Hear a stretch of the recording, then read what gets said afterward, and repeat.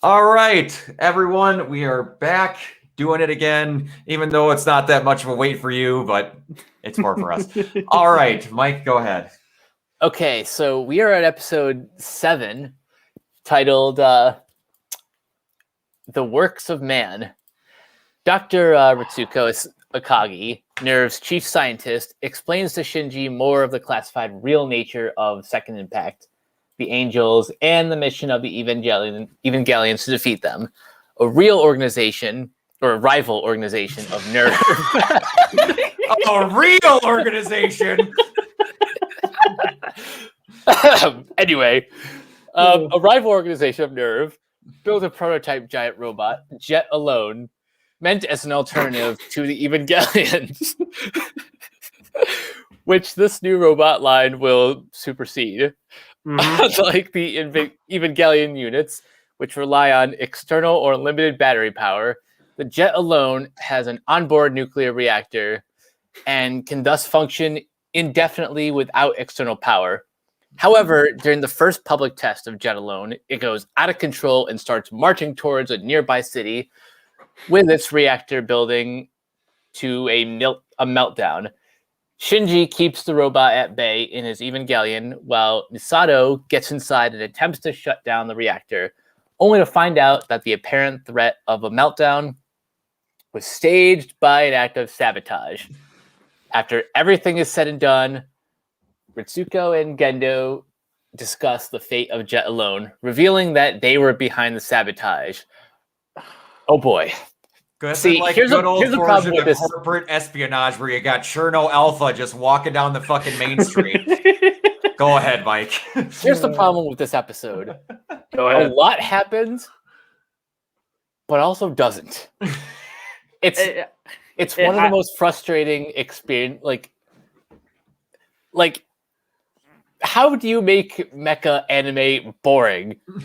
And the answer is fucking bureaucracy. Yes. Someone would like Gundam. Go ahead. This is one of my least favorite giant mech anime tropes. This is the thing that pops up in every single one, especially my baby Daiguard. That was a whole few episode story arc, and it's just like, we're spending too much money on saving our hides. Let's cheapen that a little and take out the human elements and just see where that goes. And it never works out. There is never any creative way to make that trope not boring. I mean, I haven't seen it done creatively. And Daiguard is part dealing with the business and the results of that kind of thing.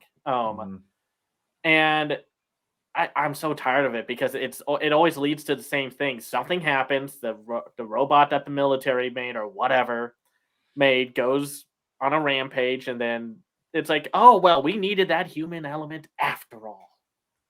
Also, this episode had some budget issues. Oh yes. It almost felt like the lines of dialogue where they're talking about we're spending too much money. It sounds like they're breaking the fourth wall. It is, because we're starting to get to the point where they're literally running themselves out of budget, and you're going to start seeing a lot of changes where, how can you make mech anime boring? Let's talk about bureaucracy and a lot more religion. Oh, gosh. Because we can't have the fights anymore. No. But before we get too far into the negatives, because frankly, that's a lot of this episode. Yeah.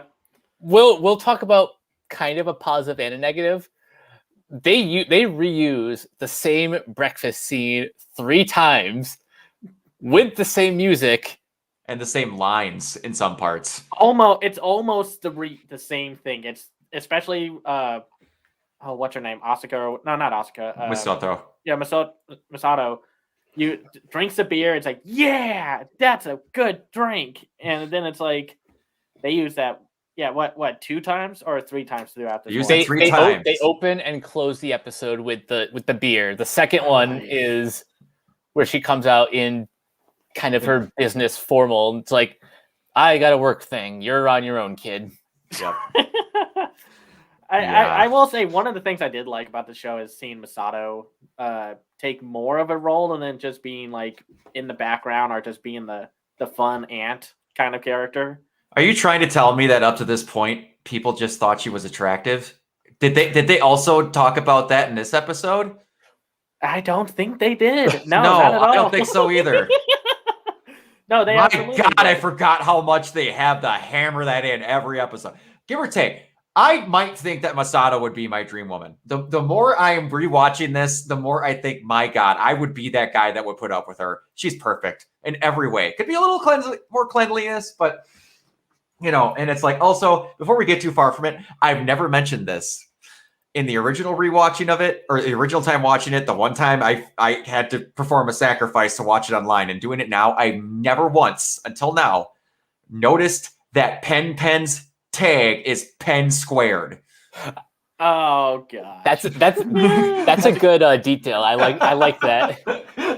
Oh, that's great. Yeah, well, yeah, we got to see more Pen, which is nice because Pen's the best. And I have to say, I am still fairly distracted by Johnny Young Bosch as the Toji. I don't know, something about him is I don't know. He cuts in and out between his accents. Like when they're at the first time they're at the, or I should say voices. When they're first at the door the first time, he didn't sound like Johnny Young Bosch. He sounded like that character. But then at other points when he just talks normal, I don't know if it's just some inflections he can't quite hit with his voice. Johnny, I love you to death. You're one of my favorite people on the planet. Yeah, of course. But there's just certain times where even when he's trying to talk, it might just be like Mark Hamill with the Joker, where you can't not talk like that after a while. Mm-hmm. Also, before we get too far away from the horniness of these young men, those two, when they're looking out the door, the entire school is looking out the door, and they get the nice cleavage shot of her. That was really necessary. They all go, "Oh, don't worry. Shinji doesn't look at her that way, so he won't get in our way." All you are 12. You know what? I have a theory, and there's no base on it, but it's just a guess.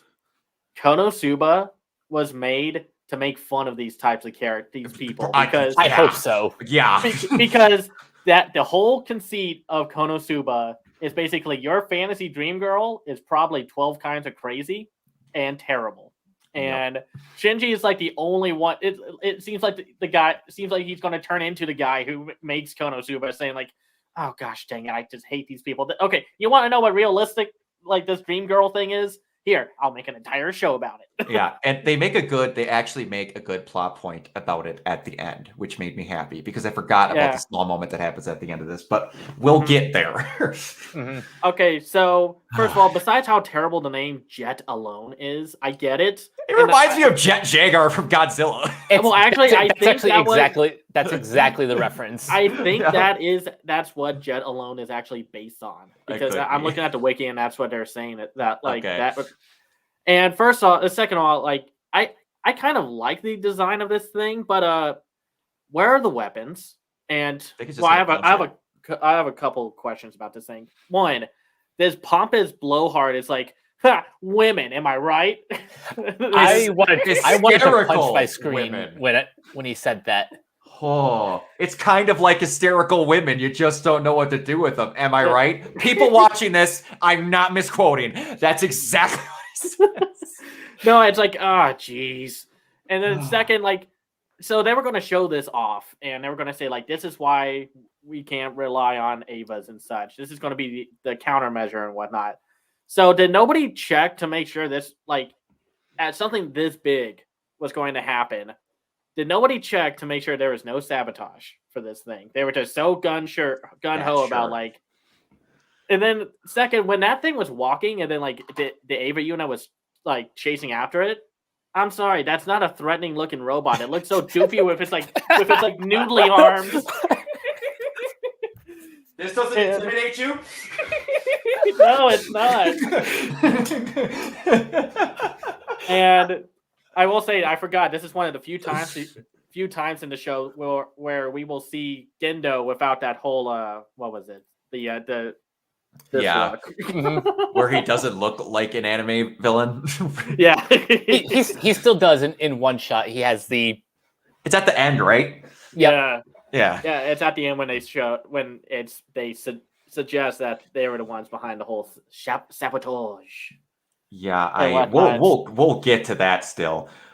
But man, it feels like this episode was 5 minutes long when you actually think about what happened in it. Oh, there's 5 minutes of story. That's why. Well, yeah, it's like like realistically, they show the apartment 3 times. He's at the school. Mhm. They learn a little bit more about the third impact, which the teacher was trying to tell everyone, but he didn't get to. And then we're in Japan. Malfunction, bad. I'm gonna go in there, and then Oh gosh. uh, I do find it kind of funny that it's like, oh, we can actually deliver and transport these Avas in a different way, and yeah. I forgot if we ever see that again instead of them just shooting up from the sky. Remember. It's Also, filtering back in like a bad computer that you're slowly picking the info out of. Like I Yeah. remember a lot more of what the angels look like, but the little itty bitty things are. Yeah, this makes me think that this show doesn't know what to do when there's no angels on screen. They're like, okay, we got to break up the pieces because we just had a 2-part intense battle with the giant diamond. So I guess let's throw in the bureaucracy plot. So Something I read on TV Tropes, doing one of the recaps, they mentioned that this is completely a filler episode to the point where it's not even referenced at all in Rebuild. Nope. Oh gosh, it's not. And you could tell it was a filler because even if you just saw the next episode, you know a good chunk of the show kicks off in the next episode. Yeah. Oh man. Yeah. So far, this show doesn't know what to do when there's not an angel on screen. So. No, and they have like 20 of them. Yeah. You just don't know what to do. Well, what's funny is I still find it amusing that diamond one that we saw in the last episode, they still haven't taken that whole thing apart. Still, that thing is just sitting there, and I don't know. I just find that kind of funny for some reason. I have to ask, and maybe it's me missing it. Like, do we have a hard confirmation in how much time passes between each one of these episodes? Ever? I want to say it's like it's kind of like real time, but okay. But again, there's really no clear answer. I mean, they talk about like the repairs to Unit 0, but yeah, because it was Manifold was destroyed. Yeah. Yeah, but other than that, there's not too much else. But yeah, there's no real like change in time, and I'm sure we're gonna skip ahead because I know exactly what happens in this next episode. But Yep.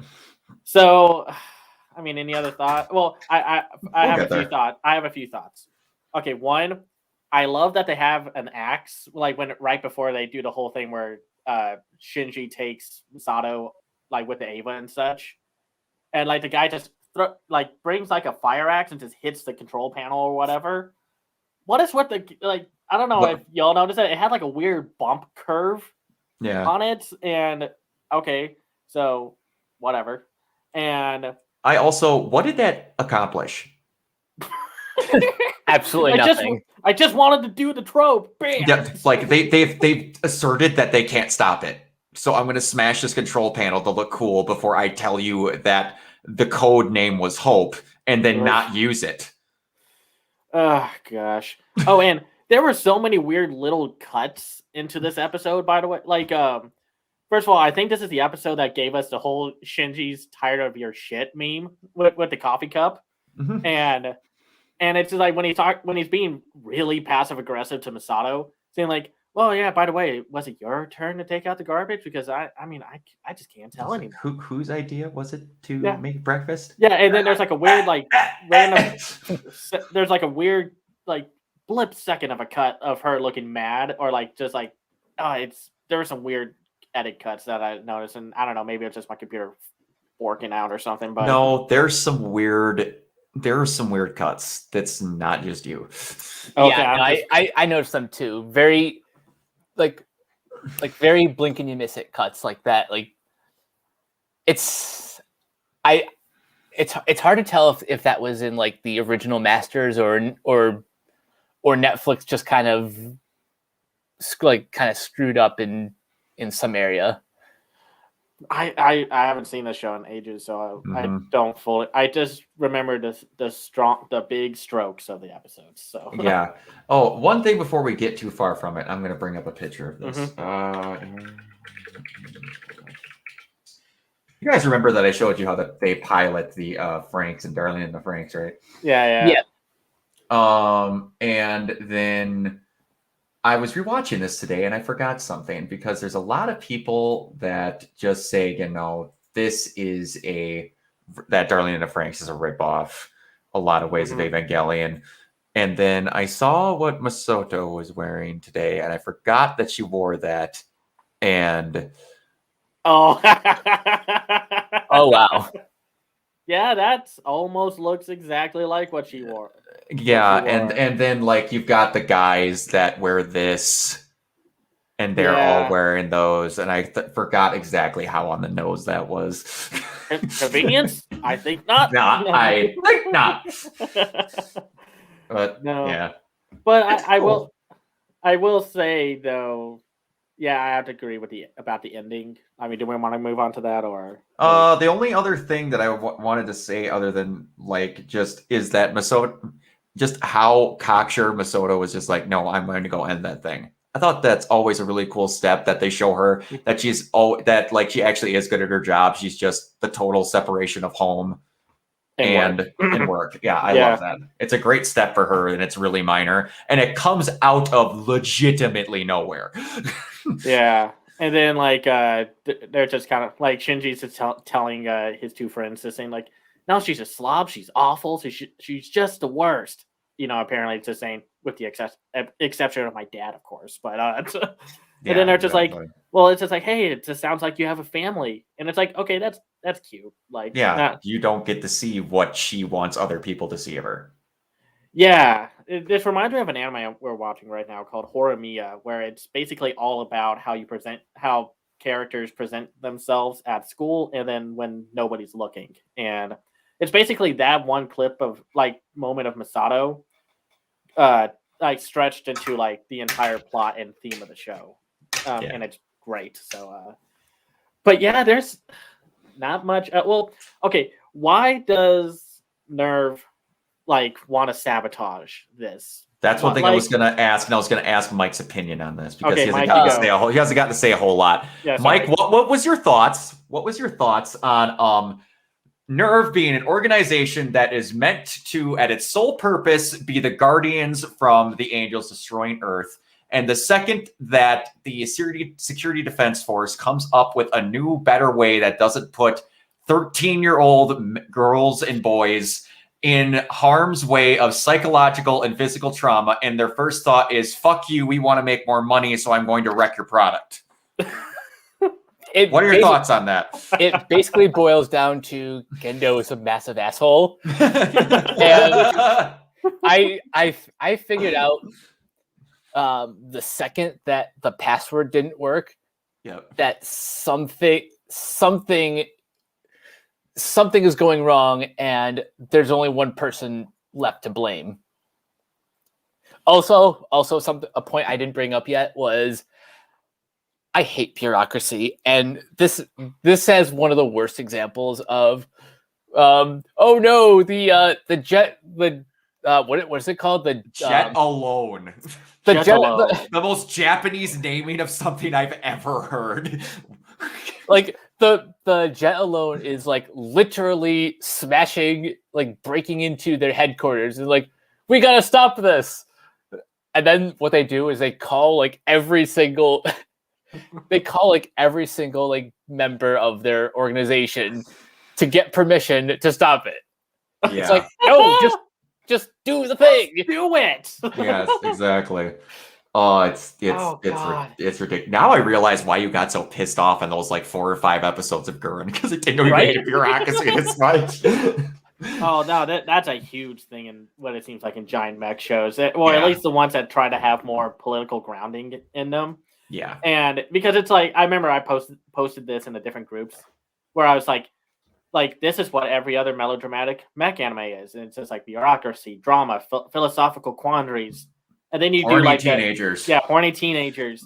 And And then it's like in like the super robot shows, it's just like, you want to see a robot fight a giant dragon with 5 heads? Hell yeah, you do. Let's watch that. It's the second that you put someone in a pilot seat in the thing, it becomes an entirely might as well be different genre. You're still watching robots fight, but as soon as there's a human involved, they're just like, so we have to have 5 government organizations talking about this robot, but why?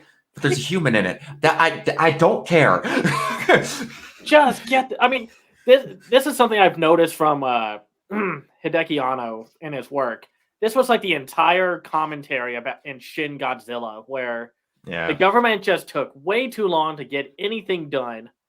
And even though it's like it's supposed to glorify and be like, hell yeah, the government, and then it's, well, that's not entirely true, but still, it's like, hell yeah, the heroes are hell yeah, the government is awesome. And it's like, no, they didn't. They let the prime minister get blown out of the sky by Godzilla, and like millions of people die. You know, damn right. Not appropriate for what's going on here at all. So, no. Gosh, Anno.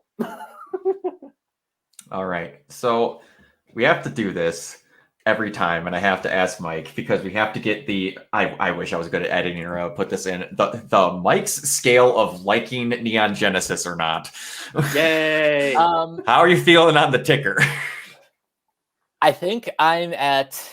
How should I explain this? And everyone who should know this, it takes a lot for Mike to not like something. Like, he can not like something. It takes a lot for him to hate something, I should say.